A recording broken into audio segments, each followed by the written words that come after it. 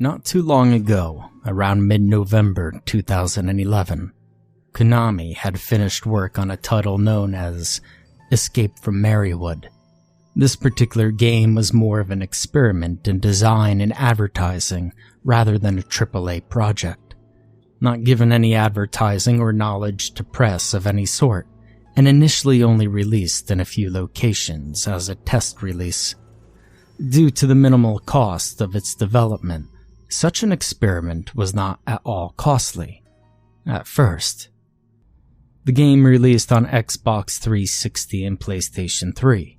No Wii version for reasons that will soon become obvious. Only in a few select GameStop stores peppered throughout the states of Massachusetts and Maine, included with a special code to be entered into their website, which would allow direct feedback to the marketing and PR departments. The experiment was an overwhelming failure. Out of the feedback given, approximately 98% of the people who bought and finished it were extremely negative, and in some cases, violently angry. As damage control, the game was pulled from shelves. A complete product recall issued that would return the customers' money at double retail price, as well as hefty donations given to the stores and employees to keep quiet about it. The game stricken from any records, and those involved in its development were even given bribes or threats of termination as a gag order. Of course, any attempts to ask Konami about the game will just get you denials and sent across phone trees until you give up. And that's why I'm the one willing to talk about the game. I never gave up my copy for the recall, and thus have not received any sort of silencing bribe, leaving me to speak as I wish. Feedback on the game's content notwithstanding, the marketing from Escape from Merrywood was absolutely brilliant, being that there was none at all. Not a word of it had ever reached me before finding it sitting on the shelves of my local GameStop. What caught my eye, though, more than anything, was the box art, which looked like a chalkboard with a scribble of a weird human-like creature on it, like a jointed stick figure, though one arm was bloated and claw-like. This creature was the only thing on the box, not even a title across the top, nor on the spine. Hell, the price tag hadn't even been put on it.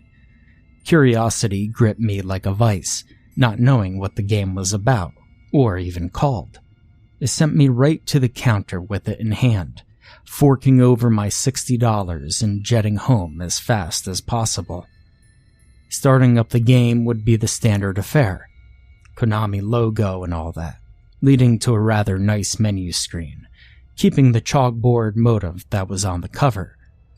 There aren't many options to choose from, being a single-player game.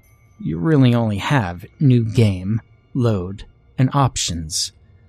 After selecting New Game, you're immediately thrown into the game after a short, rather haunting jingle. The first thing the player would notice is the beautiful, surreal, and rather terrifying graphic style. Everything looking as if it were drawn with crayons. The player lost in a forest of black and green, the night sky depicted in red. The second thing one would notice is that white creature from the box, right in front of them, and charging with a horrific scream. Such an abrupt beginning led to quite a few players dying immediately, as being touched by that creature results in a brutal mauling, made even worse by the game's first-person perspective. What you're supposed to do is actually quite clear if the shock of the creature doesn't paralyze you. Simply turn and flee. The character's sprint, while not unlimited, is swift enough to carry the player for a good 30 seconds or so, and they'll eventually come across the village of poorly drawn huts and stick figures. Upon reaching this village, the creatures stop chasing the player, and can be heard lazily walking away back into the darkness, its heavy thumping footsteps slowly receding, while the player's character collapses from exhaustion and the screen fades to black. And thankfully, the game autosaves at this point. When the player regains control, the time of day will have shifted to morning, the red sky now a pleasant blue, the childishly drawn sun having a smile on it even. Walking around the village, the stick-figure people will inform the player that the creature is known as Mary, a guardian of sorts who seems to enforce a curfew on the villages of the forest, attacking anyone who leaves their homes at night, or try to leave the forest entirely. From here, the player is given quite a bit of freedom, able to buy a sword and even a handgun from the village, and go off into the woods. I admit, the first time I went out of the village during the day, I nearly had a heart attack as I encountered Mary almost immediately. Thankfully, when the sun is up, Mary will not harm the player, and even chat with him. The sun is so nice. Don't look directly at it, though, he'd chirp, all the voices in game being garbled gibberish. Mostly, Mary's dialogue is either exclamations of how nice the day is, how cute the animals are, or generic advice one would give to a child, such as, don't talk to strangers. While he's pleasant, for lack of a better word, the player is advised not to attack Mary in any way, as he turns immediately hostile and is completely invincible to damage. Getting hit by his massive claw arm results in a rather piercing scream from the player character, as well as the screen starting to rip as if it were paper being clawed at by a bear, until being entirely sliced to ribbons and falling away, replaced with "You are dead," a sad face emoticon, and an option to continue or quit.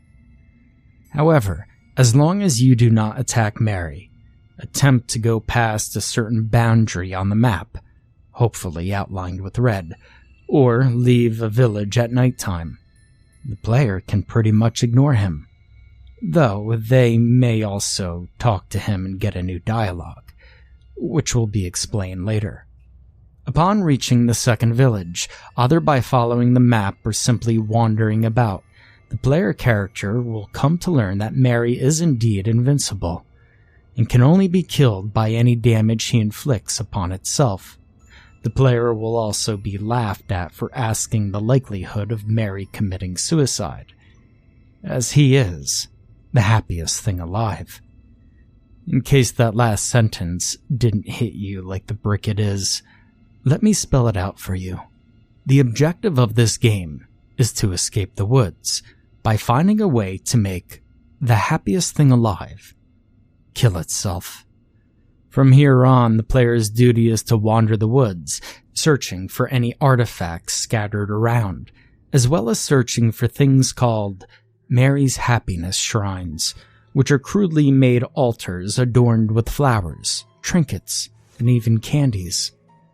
The player finds these altars and must destroy them with complete and utter malice, smashing them, ripping the flowers apart, stomping on the seats, etc.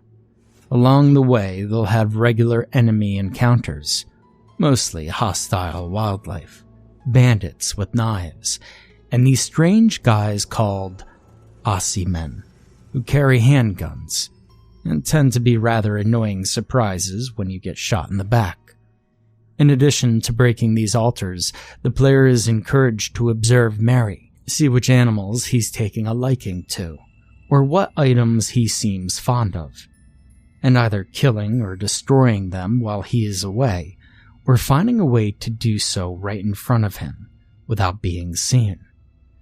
This is where Mary's additional dialogue comes in. Talking to him after breaking a few altars will have him talk about an unfortunate accident, but the more the player does to wreck his emotional state, the worse the dialogue gets, to the point of Mary flat out saying things like, "Please leave me alone." Eventually, the player will come across the items necessary to complete the game: a teddy bear, a faded photograph, and a lighter. Once the player has these, they may confront Mary by trying to leave the forest. and waiting for him to come charging at them, as always. This time, however, instead of being killed, which in the case of attempted escape would be instant death via cutscene, a QuickTime event will appear labeled Present Teddy. Upon doing this, Mary will stop in his tracks, angrily ranting about how he's starting to suspect you were the one doing these awful things to him. If you wait too long, Mary will attack and kill you. So instead, the player has to ignore his ranting and press the attack button, which will lead the character to rip off the teddy bear's head. Mary will screech in an agonized fashion, his angry rant turning to one of a child whose pet just died. And from this point, he will not attack. The player must continue pressing the attack button. The sequence of events followed being throwing the teddy bear to the ground, taking out the photo, setting it on fire, and tossing the flaming photo onto the ripped teddy bear. The entire time, Mary will be screaming, sobbing, saying how he just wants to make you happy. But the player is to ignore this and continue pressing the button, which will lead to the character's screaming insults, telling Mary nobody likes him, that he'd be better off dead, and flat out telling him to kill himself. And the last few lines simply being, "Do it," repeated again and again and again. After a painfully long time telling this creature to die, the weapon select menu will appear on the screen, though the option Equipped is replaced with Offer. From here, the player can choose anything. Giving Mary a sword will leave him to stabbing himself repeatedly. Giving him a handgun, he shoots himself in the head. Giving him nothing, he runs into a pack of nearby wolves and lets them devour him. But the most painful thing to watch, though, is giving him a shotgun, where the beast will clumsily fumble with it until the barrel is in his mouth, and pull the trigger with his normal hand. Regardless of your choice, though, the instant Mary falls dead, the music comes to a halt, and the graphics suddenly change, going from the crude crayon look to sudden realism. The perspective remains in first person as the player character steps over something that can't be seen and calmly exits the forest, stepping out of the woods into a highway where a beat-up old truck is waiting. This entire time, only the sounds of footsteps, the opening of the truck's door, and the starting of its engine are heard as the player character begins to drive off. The game ending with a sudden cut to black, no credits, and booting the player back to the main menu.